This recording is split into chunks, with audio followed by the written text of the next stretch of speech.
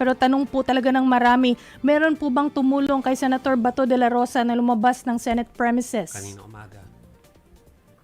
Yung nakita po namin sa CCTV at saka yung report po ng ating mga security personnel na nakita po si Senator De La Rosa at si Senator Robin Padilla na naglakad at sumakay sa sasakyan at lumabas sa premises ng Senate about 2:30 ng madaling araw.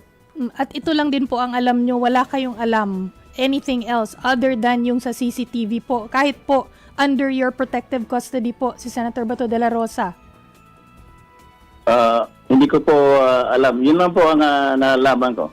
Pero ako po regularly binibisita ko po everyday si Senator De La Rosa doon sa kanyang opisina para po siya kumustahin being part of my job as the Sergeant at Arms. Kaya may mga napapag-usapan naman kami bilang magkaklase pero hindi ko po alam yung kanilang intention na umalis dito sa Senado. Sir, wala po bang liability ang Senate noon na nakaalis po ng facility si Senator Bato de la Rosa? Kasi po ang sinasabi ng NBI, kaya hindi nila itiniretso yung pag-aresto kay Senador Bato because na bilang pagrespeto na nasa kustodiya ng Senado si Senator Bato. Assuming na kapag kailangang iharap sa korte, responsibility rin daw po yun ng Senate. Dagdagan ko po, sir, yung tanong ni Mase. Kasi pag-apak sa labas ni Senator Bato kung nag-decide siyang umalis na dyan, kung may mangyaring hindi maganda sa kanya, yes, sino isa pa yung yun. responsable doon? Oo, what covers Linawin ko lang po, protective yan, custody? katulad nung nasabi ng aming Senate President, the privilege of protective custody ay ito po inoffer ng Senado kay Senator De La Rosa at inabail naman niya. Nagpunta siya dito sa Senado, nakailang araw siya dito. Pero po, katulad ng nasabi ni Senate President, kung siya ay kusang loob na umalis, wala na naman po kaming magawa. Kaya lang ngayon, hindi na po siya saklaw ng protective custody privilege ng Senado. So kung halimbawa po, nasa ilalim siya ng kustodiya ng Senado, kumbaga, hindi ba bahagi ng mandato rin po ng Senate leadership to ensure na ihaharap siya sa korte if need to?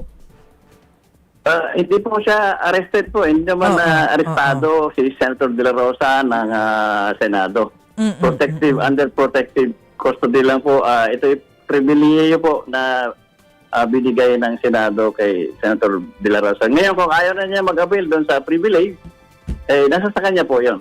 Opo. Pero sir, kung kayo po ay nagkausap nga ni Senator Bato bilang mista, ano po yung mga napag-usapan nyo na pwede nyo pong ibahagi sa amin? I wonder kung ano po yung plano niya ngayon na nakaalis siya dyan sa Senate custody. Marami po kami mga pinag-uusapan, yung mga experience namin bilang kadete. Marami naman po yung mga experience namin bilang official, naging PNP po siya. Yung normal na usapan na gano'n. Pero kamusta po ngayon yung security dyan sa Senate after what happened yesterday?